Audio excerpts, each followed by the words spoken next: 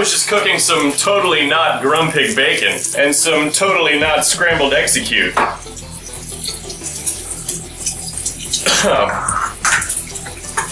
Really though, ever wonder what people in the Pokemon world actually eat? I mean, people probably grow vegetables, but as far as meat is concerned, you don't really see non-Pokemon animals, which leads me to believe people eat Pokemon. So I took it a step further and started thinking about what Pokemon people would actually eat, which ones would taste the best. Well, I came up with a list of the top 10 Pokemon I think would be the most delicious. And here they are. Number 10! Swirlix. I had to check Swirlix's Pokédex entries just to make sure this thing would actually be somewhat edible. Just because it looks like cotton candy doesn't mean it actually is. I mean, look at Vanillish. Its Pokédex entries say nothing about it being actual ice cream. In fact, I'm pretty sure you'd freeze off your face trying to eat Vanillish. Needless to say, he's not on the list. Anyway, Swirlix is a little ambiguous as to whether or not you'd actually want to take a bite out of it. Apparently, its fur is as sticky and sweet as cotton candy, and it extrudes white threads with these same properties to entangle its opponents. But is it edible? Well, there's only one way you could find out, and I'd be happy to volunteer. Number 9! Unpheasant.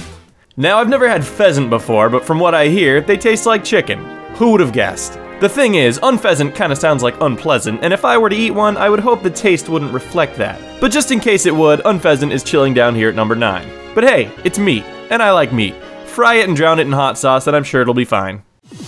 Number 8! Cherubi. So here's the one vegetarian option on the list, although I'm not sure if vegetarians would be okay with eating Pokemon since they're pretty much sentient beings and stuff. Anyway, Cherubi just straight up looks delicious. I mean, the thing is literally a giant cherry, and if you like cherries, then what's not to love about eating a Cherubi, aside from its screams of pain as you bite off chunks of its flesh? I guess you might want to humanely kill it before you eat it or something, but I don't really know how you'd do that. This is getting morbid. Let's move on. Number 7! Malamar. You know what I like? Calamari. You know what sounds like calamari?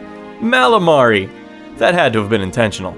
I wouldn't have put Malamar on this list if it weren't for the fact that this thing is literally referencing the cooked version of itself in its name, because Malamar itself kind of weirds me out. But then again, real squids are pretty horrifying too. But I guess that's why we shred them into tiny pieces, deep fry the living hell out of them, and serve them with marinara sauce for $9.50 at Carrabba's. Number 6! Farfetch'd. This poor little guy, he's walking duck soup. He's like, "Hey buddy, I see you got some water boiling in the kettle already, so you could just go ahead and chop this leek up and toss it in and I'll hop in right after. Bon appetit!" It's actually kind of sad. Farfetch'd is a pretty useless Pokemon to begin with, and the fact that it's probably delicious just adds insult to injury. Number 5. Magikarp. This isn't the first seafood Pokemon on the list, and it ain't the last either. If I could admit something to you guys, I've thought Magikarp looked tasty before I ever started thinking about this video. I mean, they're just so meaty, and you always hear stories about Magikarp growing to ridiculous sizes and being able to leap out of the water great distances. Any fish that can do that would have to be delicious. I wouldn't even feel too bad eating one because they seem like they're just about as smart as real-life fish, as in, not at all. Number 4! Combusken. Let's talk fried chicken. Easily one of my favorite things to eat in the whole wide world. And there really aren't any chicken Pokemon aside from the Gen 3 fire starters, Combusken being the only one that seems edible.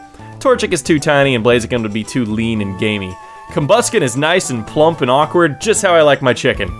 And does the fact that it's a fire type mean that it could just cook itself? Just look at this thing, drumsticks the size of your head. Is this getting weird? Number 3! Miltank. Boy, do I love me a good burger. And do I hate me some Miltank. Seriously, fuck this thing. Is anyone going to cry when I throw this thing in a meat grinder whole and turn it into delicious ground beef? Who's scrappy now, bitch? Sorry, I just have a lot of pent-up rage for Miltank, as I'm sure any of you who have Nuzlocked do. There was the time Nate and I lost 3 of our team to Whitney's Miltank. No. Shit! And let's not forget the random Gen 6 trainer whose Miltank killed Nate's Doublade. Uh-oh. Oh my god! Oh, what? Oh! And come on, by putting this thing on the chopping block, we get delicious burgers and steaks. It's a win-win. Number 2! Pignite. Okay, let's talk bacon. You knew this was coming. There weren't a whole lot of pigs to choose from, but I think Pignite is our prime candidate for some delicious, sizzling bacon.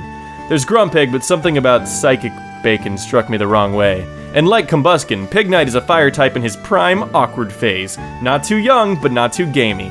I'd imagine Emboar to be made of some pretty tough stuff. And of course, it's not just bacon. The pig is a magic creature that provides humanity with ham, pork, and ribs as well. There's no doubt in my mind that number 2 is the perfect place for a Pokemon as thoroughly delicious as Pignite. Number 1! I can probably count on one hand the number of times I've actually had crab, and all I can say is that it's one of the most delicious things on Earth.